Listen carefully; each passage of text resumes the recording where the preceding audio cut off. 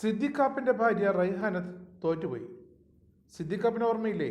മാധ്യമപ്രവർത്തകന്റെ ലേബലിൽ ഭീകരവാദികൾക്കും മതമൗലികവാദികൾക്കും അടിമപ്പണി ചെയ്തു വന്നതിനൊടുവിൽ UP police arrest ചെയ്ത് ജയിലിലടച്ച പ്രതി, കലാപ ആഹ്വാന കേസിലെ മുഖ്യപ്രതി. അതേ സിദ്ദിഖാപ്പിൻ്റെ ഭാര്യ റൈഹാനത്ത് പഞ്ചായത്ത് തെരഞ്ഞെടുപ്പിൽ വളരെ മനോഹരമായി തന്നെയാണ് തോറ്റത്. കാരണം ഇടതിൻ്റെയും SDPIയുടെയും സർവ്വവിധ പിന്തുണ കൂടിയാണ് റൈഹാനത്ത് മത്സരിച്ചത്. മലപ്പുറം ജില്ലയിലെ കണ്ണമംഗലം പഞ്ചായത്തിൽ മുട്ടുംപുറം വാർഡിലാണ് റൈഹാനത്ത് സ്വതന്ത്ര സ്ഥാനാർത്ഥിയെ മത്സരിച്ചത്. പക്ഷേ അവിടെ ഇടതുപക്ഷത്തിൻ്റെയും SDPIയുടെയും നിർലോഭമായ പിന്തുണ ഉണ്ടായിരുന്നു. എന്നിട്ടും റൈഹാനത്തിന് രക്ഷയുണ്ടായില്ല. രാജ്യത്തിനെതിരെ കലാപാഹ്വാനമടക്കം നടത്തിയതിന് സിദ്ദിഖാപ്പൻ ജയിലിൽ കഴിഞ്ഞ കഥകളൊക്കെ ഭാര്യയ്ക്ക് വിനയായി. റൈഹാനത്ത് തോറ്റതോടെ ഇടതുപക്ഷവും SDPIയും ഇപ്പോൾ മലപ്പുറത്ത് ആശങ്കയിലാണ്. കോൺഗ്രസ് സ്ഥാനാർത്ഥി മോനിഷയാണ് റൈഹാനത്തിനെ തോൽപ്പിച്ചത്. ഇടതുമുന്നണിയാകട്ടെ റൈഹാനത്തിന് വേണ്ടി സ്ഥാനാർത്ഥിയെ നിർത്തിയിരുന്നത് പോലുമില്ല. മത്സരരംഗത്തുണ്ടായിരുന്ന 3 സ്ഥാനാർത്ഥികളിൽ റൈഹാനത്ത് മൂന്നാമതായാണ് പൊട്ടിയത്. സിദ്ദിഖാപ്പിൻ്റെ ജയിൽവാസത്തിൻ്റെ സഹതാ വോട്ടുകൾ ഏറെ പ്രതീക്ഷിച്ചെങ്കിലും നാട്ടുകാർ ഗൗനിച്ചില്ലെന്നാണ് തെരഞ്ഞെടുപ്പ് ഫലം വ്യക്തമാക്കുന്നത്. ഒപ്പം ഇടതുമുന്നണി സ്ഥാനാർത്ഥി നിർത്താതെ റൈഹാനത്തിനെ പിന്തുണയ്ക്കുകയാണെന്ന് നാട്ടുകാർക്ക് ബോധ്യപ്പെടുകയും ചെയ്തു. രാജ്യദ്രോഹം തന്നെയാണെന്ന് മലപ്പുറത്തെ കണ്ണമംഗലത്തെ നാട്ടുകാർക്ക് വ്യക്തമായി അറിയാം. സിദ്ദിഖാപ്പനും SDPIയുടെ സോഷ്യൽ മീഡിയ ആക്ടിവിസ്റ്റ് ശ്രീജ നെയ്യാറ്റിൻകരയും റൈഹാനത്തിനൊപ്പം വീടാന്തരം കയറി ഇറങ്ങിയാണ് വോട്ട് പിടിച്ചത്. പക്ഷേ ഒരു രക്ഷയും ഉണ്ടായില്ല.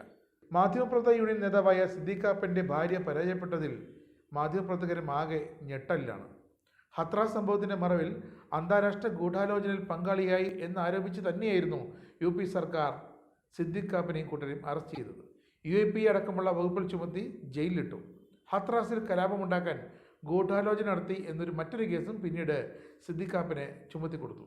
ഇതേ ആരോപണം ഉന്നയിച്ച് ഹത്രാസിലെ ചാത്പ പോലീസ് രജിസ്റ്റർ ചെയ്ത രാജ്യദ്രോഹ കേസിൽ കൂടി സിദ്ദിഖാപ്പനെയും സംഘത്തെയും ഉൾപ്പെടുത്തിയിരുന്നു. ഹത്രാസിൽ ഒരു ദളിത് പെൺകുട്ടി കൊല്ലപ്പെട്ട സംഭവം റിപ്പോർട്ട് ചെയ്യാൻ എന്ന വ്യാജേനയാണ് 2020 ഒക്ടോബറിൽ സിദ്ദിഖാപ്പൻ, പോപ്പുലർ ഫ്രണ്ട് പ്രവർത്തകരായ അദീഖുർ റഹ്മാൻ, മസൂദ് അഹമ്മദ്, ഡ്രൈവർ ആലം എന്നിവർ ഹത്രാസിലേക്ക് എത്തിയത്. ഇവർ UP പോലീസിൻ്റെ പ്രത്യേക തീവ്രവാദ വിരുദ്ധ വിഭാഗത്തിൻ്റെ കടുത്ത നിരീക്ഷണത്തിലുമായിരുന്നു. അങ്ങനെയാണ് ഹത്രാസിൽ വെച്ച് ഇവരെ അറസ്റ്റ് ചെയ്യുന്നത്. അങ്ങനെയാണ് ഇവർക്കെതിരെ UP പോലീസ് UAPA ചുമത്തിയതും. സിദ്ദിഖാപ്പിനെതിരെ 5000 പേജുള്ള കുറ്റപത്രമാണ് UP പോലീസ് കോടതിയിൽ സമർപ്പിച്ചത്. കാപ്പൻ എഴുതിയ 36 ലേഖനങ്ങൾക്ക് പോപ്പുലർ ഫ്രണ്ട് ഓഫ് ഇന്ത്യയുമായി ബന്ധമുണ്ടെന്ന് കുറ്റപത്രത്തിൽ ആരോപിക്കുന്നു. ലേഖനങ്ങളിലൊന്ന് 2019 ഡിസംബറിൽ ആരംഭിച്ച വിവാദ പൗരത്വ നിയമത്തിനെതിരായ പ്രതിഷേധത്തെക്കുറിച്ചാണ്. ഷഹീൻബാഗ് പ്രക്ഷോഭത്തിനിടെ കപിൽ ഗുർജാർ നടത്തിയ വെടിവയ്പ്പിനെ മഹാത്മാഗാന്ധിയുടെ കൊലപാതകവുമായാണ് ലേഖനം താരതമ്യപ്പെടുത്തിയത്. എന്തായാലും പോപ്പുലർ ഫ്രണ്ട് ഓഫ് ഇന്ത്യയുമായി അടുത്ത ബന്ധമുള്ള സിദ്ദിഖാപ്പൻ്റെ ഭാര്യ തദ്ദേശ തിരഞ്ഞെടുപ്പിൽ മലപ്പുറം ജില്ലയിൽ വളരെ സുന്ദരമായി തോറ്റെങ്കിൽ അത് ജനങ്ങൾ നൽകിയ തോൽവി തന്നെയാണ്.